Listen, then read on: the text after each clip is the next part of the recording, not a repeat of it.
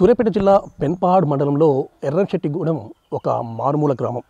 ఇది భక్తలాపురం అనే గ్రామ పంచాయతీకి ఆవాస గ్రామం.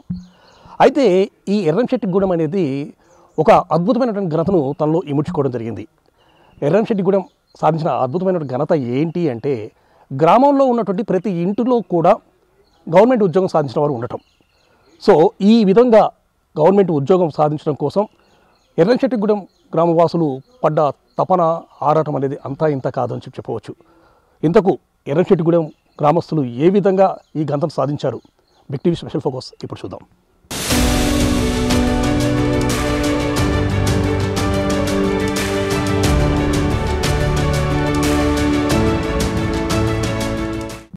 ప్రస్తుతం మనం ఎర్రంశెట్టిగూడెం గ్రామంలోకి రావడం జరిగింది.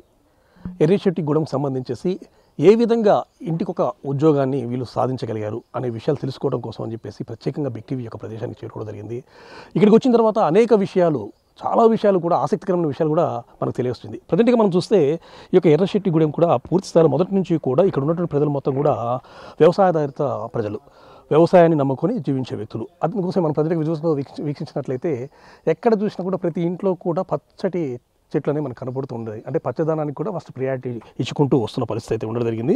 ఇదే సమయంలో ఎర్రంశెట్టిగూడెం గ్రామం అనేది పూర్తిగా అక్షరాస్యత సాధించిన గ్రామంగా ఉండాలని చెప్పేసి ఈ యొక్క గ్రామస్తుల్లో ఒక ఆలోచన అనేది రావడం జరిగింది. సో అదే క్రమంలోనే 1960 సంవత్సరంలో, అంటే దాదాపు 64 నుంచి 65 సంవత్సరాల కాలం కూడా గడిచిన పరిస్థితి ఉంది. 64-65 సంవత్సరాల క్రితమే ఇక్కడ అక్షరాస్యత సాధించాలి, నిరక్షరాస్యత లేని ప్రాంతము ఏంటి అంటే ఈ ప్రాంతము ఎర్రంశెట్టిగూడెం అని ఉండాలని చెప్పేసి వాళ్ళ మనసులో రావడం జరిగింది. సో ఈ విధమైనటువంటి బీజం పడిన తర్వాత ఎర్రంశెట్టిగూడెం గ్రామస్తులు దీనికి సంబంధించేసి ఇక్కడ, ఎందుకంటే చాలా మారుమూల ప్రాంతం, ఇక్కడ కనీసం రోడ్డు సౌకర్యం కానీ ఇంకా ఇతరతర సౌకర్యం కానీ ఏమీ లేదు. ఎవరు కూడా ఎర్రంశెట్టిగూడెం ప్రజలంటే కూడా తెలియనటువంటి పరిస్థితి. సో ఆ సిచ్యువేషన్లో ఎర్రంశెట్టిగూడెం ప్రజలు, అక్కడ ఉన్నటువంటి పెద్ద మనుషులు, వారు ఏం చేశారంటే ఒక ప్రైవేటు ఉపాధ్యాయుని ఈ యొక్క గ్రామానికి రప్పించుకున్నారని చెప్పి మనకు తెలియవస్తుంది. ఒక ప్రైవేటు ఉపాధ్యాయుని ఈ గ్రామానికి రప్పించుకున్న తర్వాత ఇక్కడ ఉన్నటువంటి వాళ్ళ పిల్లలందరికీ కూడా విద్యాభ్యాసం నేర్పించడం మొదలుపెట్టారు. ఇదే సమయంలో వాళ్ళ పిల్లలు చదువుకుంటున్న సమయంలో పిల్లలకు సంబంధించి ఇంకా ప్రయోజకులు కావాలి అంటే అప్పుడు ఉన్నటువంటి కాంపిటేటివ్ ఎగ్జామ్స్లో పాల్గొనాలని చెప్పేసి వాళ్ళు భావించడం జరిగింది. దానిలో భాగంగానే అప్పుడు ఆ కాలంలోనే వీళ్ళకి ఒక ఆలోచన రావడం జరిగింది. గ్రామంలో ఒక గ్రంథాలయాన్ని ఏర్పాటు చేయాలి, ఆ గ్రంథాలయంలో పిల్లలకు కావాల్సినటువంటి పుస్తకాలు, ఎందుకంటే కాంపిటేటివ్ ఎగ్జామ్స్ సంబంధించిన పుస్తకాలు మొత్తం తేవాలని చెప్పేసి భావించడం జరిగింది. దానిలో భాగంగానే ఆ యొక్క గ్రంథాలయాన్ని స్థాపించేసి ఆ గ్రంథాలయంలో పుస్తకాలను ఏర్పాటు చేసి ఇక్కడ ఉన్నటువంటి వారి యొక్క పిల్లల్ని మొత్తం కూడా మంచి ప్రయోజకులుగా, ప్రతి ఇంట్లో కూడా ఒక ఉద్యోగం వచ్చే విధంగా తీర్చిదిద్దారు. ప్రజెంట్గా ఎర్రంశెట్టిగూడెంలో మొదటగా ఉద్యోగం సాధించినటువంటి వ్యక్తి ఇంటికి మనం పోతూ ఉండడం జరిగింది. అతని పేరు ఎర్రంశెట్టి నారాయణ. అతని ద్వారా అసలు ఈ విధంగా ఎర్రంశెట్టిగూడెం అనేది విద్యారంగంలో ముందుకు వెళ్తుంది, ఏ విధంగా ఇక్కడ ఉన్నటువంటి పిల్లలు విద్యను అభ్యసం చేసి సర్కారీ కొలువులు కొట్టారు అనే విషయాలు మొత్తం కూడా అతని ద్వారా మనం తెలుసుకుందాం.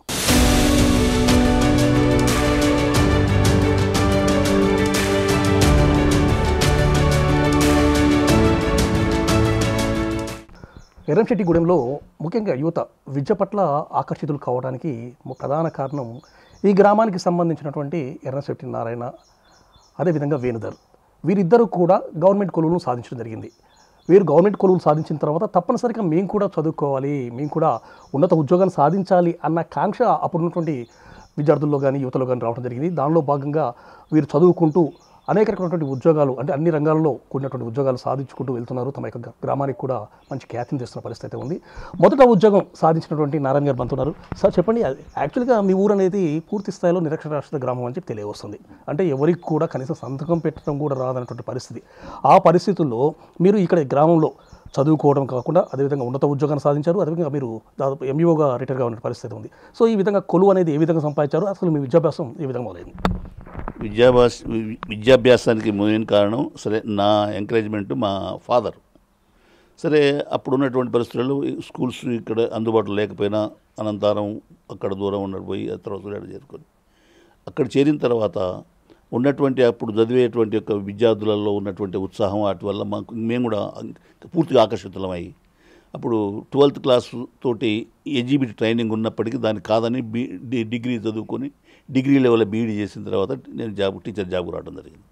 అదే మా విధంగా వేణుధరు ఆయన ఉన్నటువంటి ఉన్న పరిస్థితులలో బీఎస్సీ పూర్తి చేసిండు, ఎంఎస్సీ చేసిండు, పిహెచ్డి చేసిండు.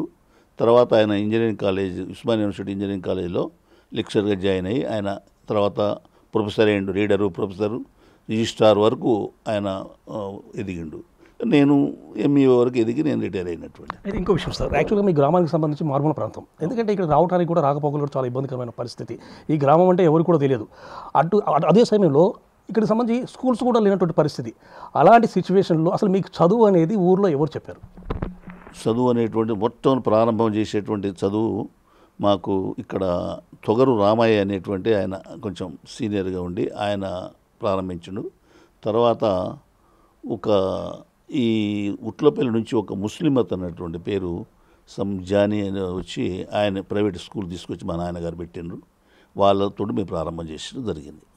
ఓకే, ఇక్కడ చదువుకున్నారు. ఆ తర్వాత ఉన్నత చదువుల కోసం అని చెప్పేసి బయటికి పోవాలి అంటే ఇక్కడ లేదు కదా, బయటికి వెళ్ళాలంటే కూడా చాలా దూరం వెళ్ళాల్సిన పరిస్థితి. ఎందుకంటే ఎవరు కూడా ఇక్కడ కేవలం వ్యవసాయాన్ని నమ్ముకొని బ్రతుకుతున్న కుటుంబాలు. అయితే మీ పెద్దవారికి కూడా ఇక్కడి నుంచి పంపించాలన్న ఆలోచన వచ్చినది చదువు కోసం అని చెప్పి. ఇదే సమయంలో గ్రామానికి సంబంధించేసి కూడా ఒక గ్రంథాలయాన్ని ఏర్పాటు చేసినట్లు, అదేవిధంగా గ్రంథాలయానికి సంబంధించి మీరు చదువుకుంటున్నారు కాబట్టి కాంపిటేటివ్ ఎగ్జామ్స్ కోసం అని చెప్పేసి కావాల్సిన పుస్తకాలు కూడా సేకరించినట్టు తెలుస్తుంది. సో ఇది ఏ సమయంలో జరిగింది, ఏ విధంగా దీనికి అంకురార్పణ జరిగింది? ఈ గ్రామంలో అంతకుముందు మేము చదువుకుంటేప్పుడు మాకు రవాణా సౌకర్యానికి ఇబ్బంది అయ్యి మేము ఇక్కడ నుంచి మేము సూర్యాపేట పోవాలంటే నడుచుకుంటూ వెళ్ళేవాళ్ళు, నేను వేరేదిద్దరం. ఆ పరిస్థితుల్లో మాకు ఊరికి రోడ్డు కావాలని మాకు అభిప్రాయం ఉండేది, ఊళ్ళే కరెంటు కావాలని ఒక అభిప్రాయం ఉండేది. దీనికి మేము శాశ్వత కృషి చేసుకుంటూ మేము అభివృద్ధి అయిన తర్వాత మా పిల్లవాళ్ళు, మా తర్వాత వచ్చిన తరం అయితే పిల్లవాళ్ళు ఉన్నారో వాళ్లకు ఊళ్ళో అభివృద్ధి కావాలంటే, మొదలు విద్యా అభివృద్ధి కావాలంటే గ్రంథాలయాన్ని స్థాపించాలనేటువంటి అభిప్రాయం వాళ్ళలో వచ్చింది. సరే, వాళ్ళకు మేము సహకరించినాం. దానికి ముఖ్యంగా university Lakshman sir retired teacher, ఆయన పీఈటీ రిటైర్డ్ స్కూల్ అసిస్టెంట్ కూడా లేండి ఆయన. తర్వాత అప్పుడు పిచ్చయ్య ఉండే మా సత్యనారాయణ, వీళ్ళందరూ కలిసి యువకులందరూ కలిసి మా సహకారంతో ఇక్కడ గ్రంథాలయం ఏర్పాటు చేయడం జరిగింది. ఓకే, మీరు ఉద్యోగం అనేది ఎప్పుడు సాధించారు? సో మొదటిసారి ఉద్యోగం సాధించిన తర్వాత మిమ్మల్ని ఆదర్శంగా తీసుకొని చాలామంది యువత కూడా చదువుకోవాలని ఆలోచనకు వచ్చారు కదా. సో ఉద్యోగం ఎప్పుడు సాధించారు, ఏ విధమైన ఆలోచన వాళ్ళను కలిగించారు? 1972 డిసెంబర్ 1 నాడు నేను టీచర్గా స్కూల్ అంటే మ్యాథ్స్ చెప్పడానికి హై స్కూల్ వెల్మక్కనలో జాయిన్ అయినానండి నేను. అది మా ప్రారంభం. దాని తర్వాత మిగతా పిల్లవాళ్ళు కూడా అందరూ చదువుకొని కూడా వాళ్ళందరూ కూడా ఆ కృషితోటి ఉద్యోగాలు కూడా సంపాదించుకున్నారు వాళ్ళు. అదేవిధంగా మీరు మొదటి ఉద్యోగం సాధించారు. ఆ తర్వాత ఇప్పుడు చూస్తే ఇంటికి ఒక ఉద్యోగం ఉంది, ప్రతి ఇంట్లో కూడా ఉద్యోగస్తున్నారు. అంటే వివిధ రంగాల్లో, కొద్దిమంది విద్యారంగంలో కానీ, వైద్య రంగంలో కానీ, ఇంకా ఇతర పోలీస్ డిపార్ట్మెంట్, ఇంకా అదర్ విభాగాల్లో సాధించారు. సో ఎలా అనిపిస్తుందండి వాళ్ళని చూసి? మేము చాలా సంతోషపడతాం. మేము మా అందరూ పిల్లవాళ్ళందరూ ఒక్కసారి ఏదైనా ఫంక్షన్కి జరిగితే కలిసినప్పుడు వాళ్ళందరినీ కలిస్తే ఎంత ఉత్సాహం ఉంటుందంటే, మా వాళ్ళు ఇంతమంది ఇంత అభివృద్ధిలోనికి వచ్చిండ్రు. సరే, మా తల్లిదండ్రులు మా తాతలు నిరక్షరాస్యులు అయినప్పటికీ సరే వ్యవసాయం కూడా మంచిగా చేసుకునేటువంటి వాళ్ళు, మధ్యతరగతి కుటుంబాలు మాయి అయినప్పుడు చాలామంది కృషి చేసి ఇంత సంతోషం మాకు ఇప్పటికి కూడా. మా పిల్లవాళ్ళు ఇంకెక్కడికైనా పోయినా కూడా మంచి ర్యాంక్ సాధించేటువంటిది, మంచి ర్యాంక్స్ కూడా. ఉదాహరణకు ఇప్పుడు నా బిడ్డ ఐఐటి రూర్కీలో ఇప్పుడు బీటెక్ సెకండ్ ఇయర్ తీస్తుంది ఐఐటిలో. మా పెద్దమ్మ అంటే మా బిడ్డ పెద్ద ఇప్పుడు ఎంఎస్ చదవడానికి ఆమె అమెరికా పోయింది. ఇప్పుడు అమెరికాలో మొన్ననే. అయితే ఆమెకు ఇక్కడ ఐఐటి ఎంటెక్ కూడా రూర్కీలో దొరికింది ఆమె. అయినప్పటికీ ఇంక ఎడ్యుకేషన్ మంచిగా ఉండాలని చెప్పి ఆమె అమెరికా కూడా పోవడం జరిగింది. ఇంకా మా పిల్లవాళ్ళు ఇట్లా ఇంకా అభివృద్ధిలోనికి వచ్చిండ్రు. ఇంకా అభివృద్ధిలోనికి వచ్చేటువంటి వాళ్ళ అవకాశాలు ఉన్నాయి. కాబట్టి మేమందరం ఇప్పుడు చాలా సంతోషపడతాం. మా పిల్లలందరూ అందరూ ఒక దగ్గర కలిసి నాడు మాత్రం మాకు పండగ మాదిరిగా కనపడుతుంది మాకు.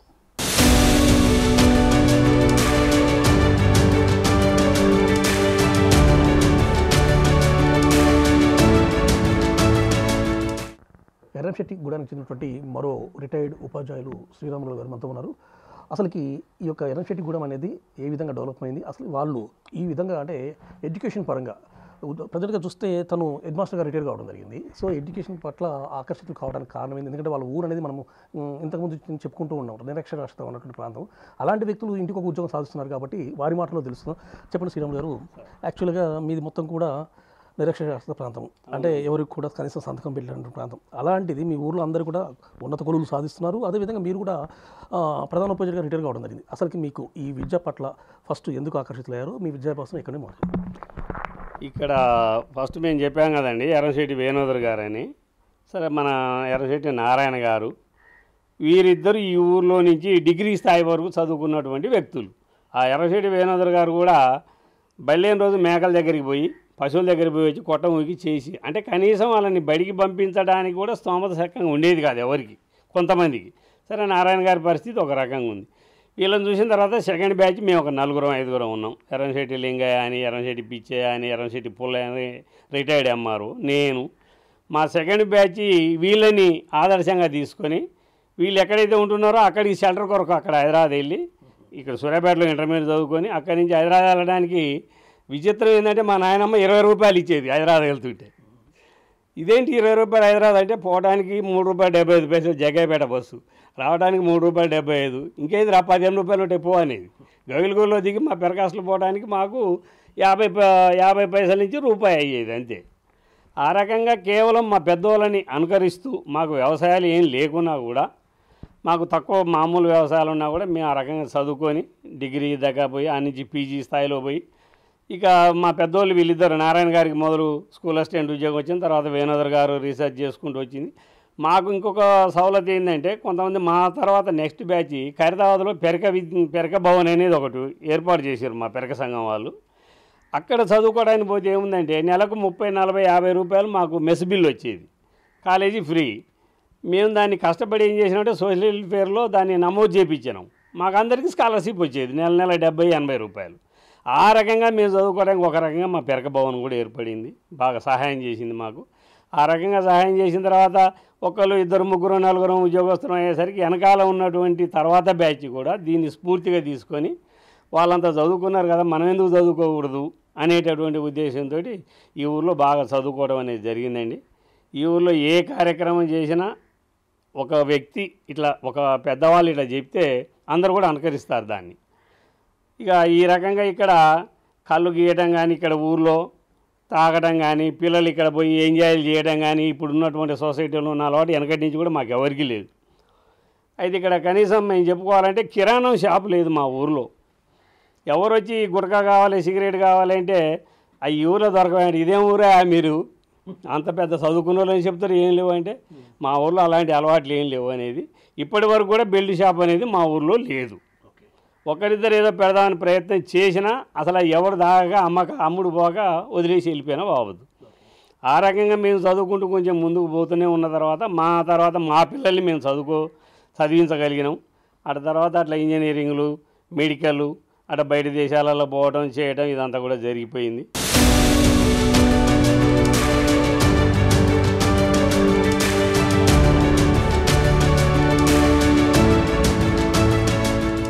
అదేవిధంగా ఎర్రంశెట్టిగూడెంకి చెందినటువంటి పిచ్చయ్య మనతో ఉన్నారు. వారి అబ్బాయి కూడా పోలీస్ డిపార్ట్మెంట్లో జాబ్ చేస్తున్న పరిస్థితి ఉంది. అతను 2007 సంవత్సరంలో ఎస్ఐగా జాయిన్ అయ్యి ప్రజెంట్గా కమిషనరేట్ పరిధిలో, అంటే రాచకొండ కమిషనరేట్ పరిధిలో అతను సిఐగా పదవి నిర్వర్తిస్తున్న పరిస్థితి ఉంది. అసలు వాళ్ళ అబ్బాయి ఏ విధంగా జాబ్ కొట్టడం జరిగింది, అదేవిధంగా ఏ విధంగా వీళ్ళు ప్రోత్సహించారు, వాళ్ళ అబ్బాయి చదువు పట్ల ఆకర్షితులు కావడానికి ప్రధాన కారణం ఏంటి అనే విషయాలు వాళ్ళ నాన్న పిచ్చయ్యని అడిగి తెలుసుకున్నాం. చెప్పండి పిచ్చయ్య గారు, మీ బాబు ఇప్పుడు వచ్చేసి సిఐగా పనిచేస్తున్నారు. సో మంచి ఉన్నతమైన కొలువును సాధించాడు. ఎలా అనిపిస్తుంది? అసలు మీ బాబు ఈ విధంగా పోలీస్ డిపార్ట్మెంట్కి వెళ్ళాలన్న ఆలోచన ఎందుకు వచ్చింది? అతను మొదటి నుంచే చాలా తెలియగల అబ్బాయి, మ్యాథ్స్ స్టూడెంటు, ప్లస్ మా చిన్న అబ్బాయి కూడా మ్యాథ్స్ స్టూడెంటు. అతను ఇద్దరికి ఒకేసారి కానిస్టేబుల్ వచ్చింది, తర్వాత ఇద్దరికి ఒకేసారి ఎస్ఐ పోస్ట్ వచ్చింది. కాకపోతే దురదృష్టవశాత్తు చిన్న అబ్బాయి యాక్సిడెంట్లో చనిపోయిండు. దానివల్ల కొంత కుటుంబం కుంగిపోయింది. కానీ ఆ విషయంలో ఆయన ర్యాంకులు మన ఉమ్మడి ఆంధ్రప్రదేశ్లోనే 340 ఎస్ఐ పోస్టులకు 9వ ర్యాంకు 24వ ర్యాంకు వచ్చినాయి మా అబ్బాయిలకు ఇద్దరికి కూడా. కాబట్టి చదువు విషయంలో వాళ్ళు ఏమనేదంటే నోటిఫికేషన్ పడితే చాలు, మాకు జాబ్ కోసం ఆలోచించాల్సిన అవసరం లేదు అని చెప్పేవాళ్ళు. కాకపోతే విషయం ఏంటంటే ఆయన బతుకున్నట్టయితే గ్రూప్ 1 కొట్టాలనే కోరిక ఉండే, కానీ అతను చనిపోయినాక ఆ విషయం అనేది ఆయన మర్చిపోయిండు. ఆయనతో నడుస్తుంది అంట. మా అబ్బాయిలు చాలా తెలియగలవాళ్ళు. మా అబ్బాయిలు ఒక్కలే కాదు, మా ఎర్రంశెట్టిగూడెం అంటేనే ఒక బ్రాండు ఎడ్యుకేషన్లో. మా చుట్టుపక్కల ఉన్నటువంటి బంధువులలో కూడా పోయినా వాళ్ళకేమో ఎర్రంశెట్టి వాళ్ళు చాలా తెలియగలవాళ్ళు అనేటువంటి భావం మాలో ఉంటుంది. వాళ్ళు కూడా మాకు చెప్తారు అట్లా. మా కుటుంబాలు కూడా, మాకు పుట్టిన అమ్మాయిలు కూడా ఎంప్లాయీస్, మా అల్లుళ్ళకు కూడా ఎంప్లాయీస్ని తీసుకొచ్చినాం. దాదాపుగా మా అల్లుళ్ళు బిడ్డలు మేము కలిపితే ఒక 50-60 మంది ఎక్కువే ఉంటారు, కానీ తక్కువ అయితే ఉండరు మా ఎర్రంశెట్టిగూడెంలో. ఉద్యోగం సాధించారు. ఉద్యోగం సాధించిన తర్వాత చాలామంది కూడా ఏమంటారంటే ఆ, పుట్టి పెరిగినటువంటి ఊరిని మర్చిపోవద్దు అని చెప్పేసి. సో మీ పిల్లలు అంటే ఈ ఎల్లంశెట్టిగూడెంకి సంబంధించిన పిల్లలందరూ కూడా ఇక్కడికి వచ్చిన తర్వాత గ్రామానికి సంబంధించి ఏమైనా సమస్యలు ఉన్నా, అదేవిధంగా గ్రామ అభివృద్ధి కోసం చేసే ఏదైనా కార్యక్రమాలు ఉన్నా వాళ్ళు తోడ్పాటు అందిస్తున్నారా? ఆ విషయానికి వస్తే మేము ఏది చెప్పినా మాకు వెనక పోయే ముచ్చట ఉండదు. వాళ్ళు మాకు రామాలయం, మాకు ఈ చిన్న 25-30 కుటుంబాలకు రామాలయానికి 25 లక్షలు పెట్టి రామాలయం కట్టించినాం మేము. అది మా ఆడపిల్లలు, వాళ్ళ భర్తలు, మేము అందరు సమిష్టిగా చేసి కృషి చేసి కట్టించినాం అనమాట. మేము ఏ పని చేయాలన్నా పలాని పని చేస్తున్నాం అంటే ఎందుకు చేస్తున్నారు అనే మాట రాదు. ఎంత కావాలని అని చెప్పడం తప్ప ఎందుకు చేస్తున్నారు అనే మాట రాదు. మాకు బాగా సహకరిస్తారు మా పిల్లలు.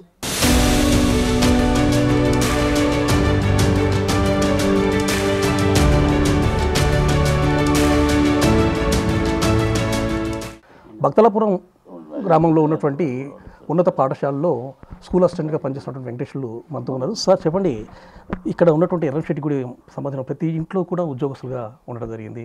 అసలు ఈ విధంగా ప్రతి ఒక్కరు కూడా చదువుకొని ఉద్యోగాలు ఈ విధంగా రావడానికి అసలు ప్రధాన కారణం ఏమని చెప్పి, ఎందుకంటే మీరు చాలా విషయాలు తెలుసుకుంటారు. ఎందుకంటే ఇక్కడ స్కూల్ అసిస్టెంట్గా ఉన్నారు కాబట్టి ఒక బడికి సంబంధించేసి పిల్లల మనస్తత్వాలు ఎట్లుంటాయి, వాళ్ళు ఏ విధంగా చేస్తే బయట ముందుకు వెళ్తారు అనే విషయం మీకు ముందుగా తెలుసు కాబట్టి, సో ఏ విధంగా వీళ్ళు పైకి రావడానికి అవకాశం ఏర్పడిందంటారు? ఓకే సార్, నమస్తే సార్. నా పేరు నెమ్మని వెంకటేశ్వర్లు. బయాలజీ స్కూల్ అసిస్టెంట్గా ఇక్కడ జెడ్పిహెచ్ఎస్ భక్తలాపురంలో పనిచేస్తున్నాను. ముందుగా సార్ మా తరము అప్పటికి సార్ వాళ్ళు నారాయణ సారు, వేణుధర్ సారు వీళ్ళు చాలా అప్పటికే ఎంప్లాయీస్ అయిపోయి ఉన్నారు. ఇంకో మా అదృష్టం ఏంటంటే సారు నారాయణ సారు మాకు అందుబాటులో ఉన్న గుంపల తిరుమలలో పనిచేస్తున్నారు. అది నిజంగా మాకు అదృష్టం. అంటే చదవడానికి బాగా ఉపయోగపడింది.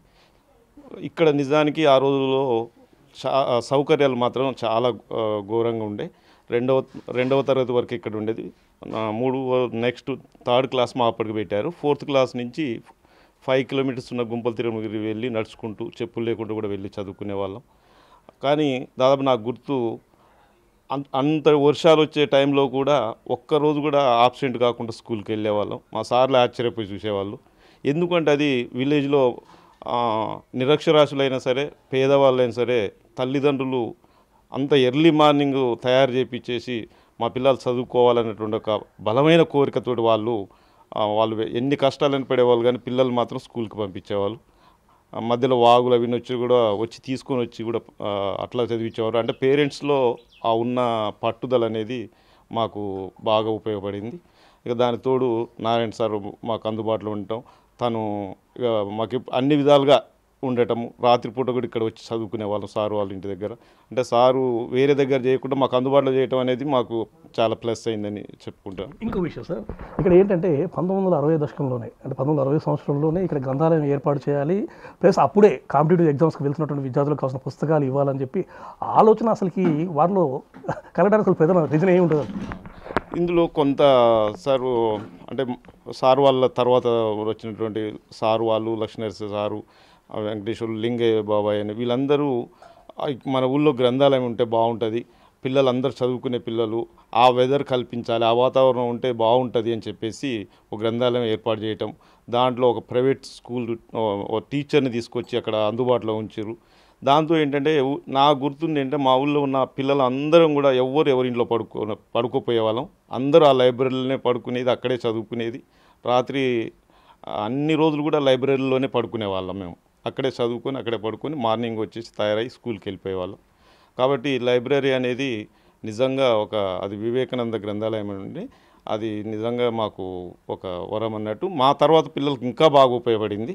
వాళ్ళందరూ వెల్ సెటిల్ అయ్యారు. దానికి అందరి కారణము ఆ గ్రంథాలయము, దాంట్లో ఉన్నటువంటి ఒక టీచర్ని పెట్టి చదివించేవాళ్ళు. ఆ టీచరు మేమందరం కలిసి ఒక రకంగా గురుకులం లాగా ఉండేవాళ్ళం.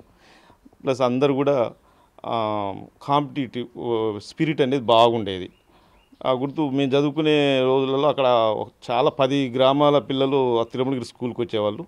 కానీ ఏ క్లాస్లో చూసినా నాకు ఎందుకు అంటే ఈ మధ్య కాలంలో ఆ రోజులలో చెప్పిన ఒక టీచర్ కలిశారు. సార్ నేను మీ స్టూడెంట్ ఇట్లా అని చెప్తే, ఏ ఊరు అంటే ఎర్రంశెట్టిగూడెం ఇట్లా అంటే, అరే నిజంగా ఆ ఊరేంద్ర ఏ తరగతులు చూసినా ఆ ఊరు పిల్లలే ఫస్ట్ ఉండేదిరా అప్పుడు మేము చెప్పేటప్పుడు అంటారు. అంటే అట్లా కాంపిటేటివ్గా మాకంటే తక్కువ క్లాస్ వాళ్ళని కూడా మేము వాళ్ళని గైడ్ చేస్తుండే వాళ్ళం. అంటే ఏంది, ఎట్లా చదివావు, మార్క్స్ ఎట్లా వచ్చినాయి, మీ క్లాస్లో ఎవరు బాగా అని అట్లా మేము వాళ్ళని గైడ్ చేస్తూ ఒకరికొకరు గైడ్ చేసుకుంటూ చదవటం అనేది జరిగింది. దాంతో అందరు కూడా బాగా సెటిల్ అయ్యారు.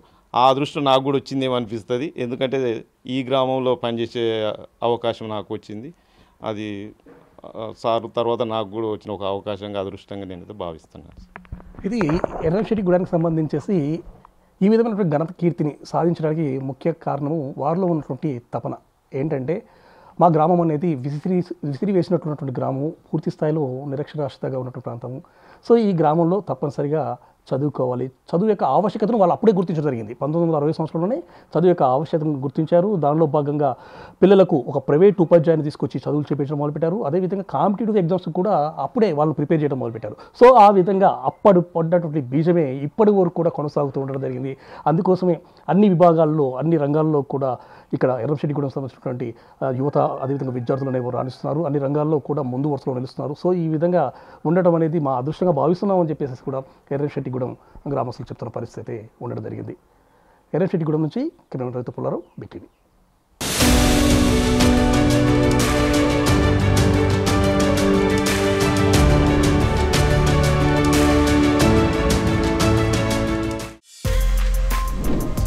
For more videos like this, subscribe Big TV channel.